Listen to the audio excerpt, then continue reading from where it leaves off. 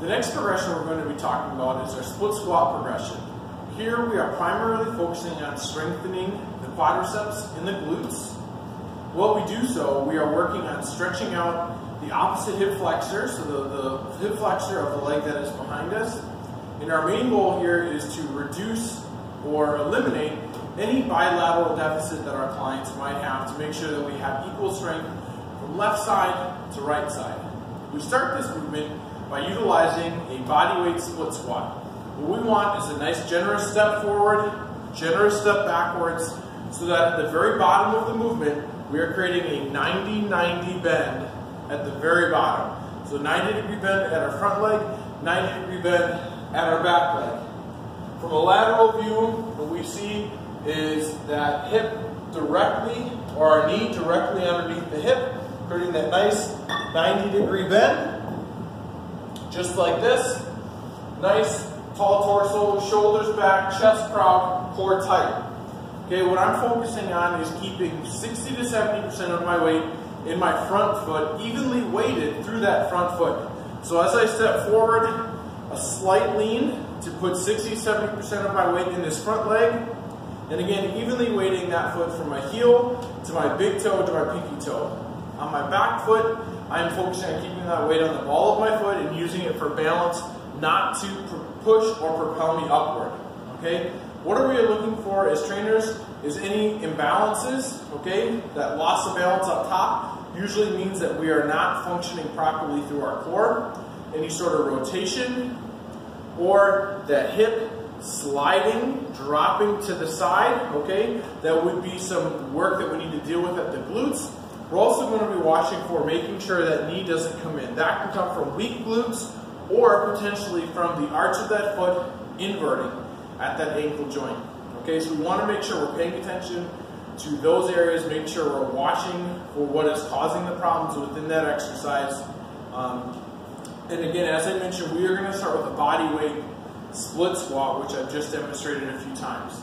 Okay, from there, we're going to move into a goblet position. Okay, so we will be taking a single kettlebell or a single dumbbell. We want to hold that right at the chest, creating tension by squeezing that kettlebell, squeezing that dumbbell, drawing those elbows in so that we're tight from the lats. We take that same position that we had with the body weight. The movement doesn't change. How we challenge our clients is only changed by how we weight the exercise.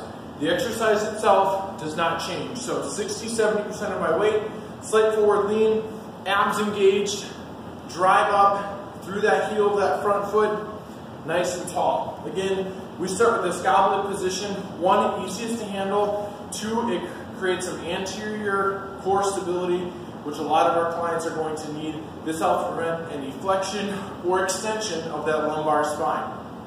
From there, we're going to use 2 kettlebells. So we take our kettlebells, we're going to hold them at the side. What we're emphasizing here is a greater load within our center of mass as we challenge the upper back, the upper traps, the mid traps, and the rhomboids. Movement again does not change. Nice split squat position, straight down, straight up, getting that knee as close to the floor as we can based upon flexibility. From here, we are going to challenge that anterior core stability again by holding these kettlebells in our front rack position. So again, weight is now out in front of my center of mass, causing that anterior core to work quite a bit harder. Movement pattern stays the exact same throughout. Now what we can highlight based upon clients' needs and abilities is start to weight this unilaterally, okay? So we're going to utilize this in an ipsilateral or same side loading mechanism.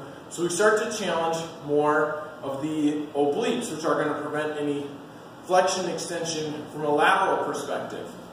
Similar to what we would work on in our side plank progression.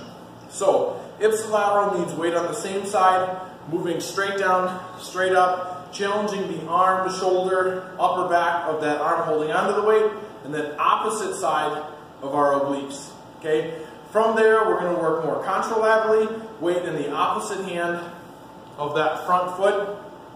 And then we would do the same thing, working from a front rack position. So now we are working anterior core stability along with those obliques. So we're challenging two components of our core while we're continuing to work our quadriceps and our glutes, creating that reduction in bilateral deficit, and then also continuing to keep that hip flexor nice and mobile, which if that's tight, that can lead to some significant lower back, knee issues. Okay? From there, we would load the kettlebell or dumbbell in a contralateral movement where it is now opposite of that forward leg.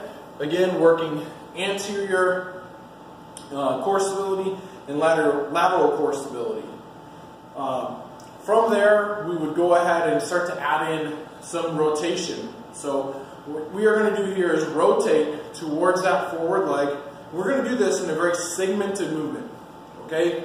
So start in that goblet position, good split squat stance.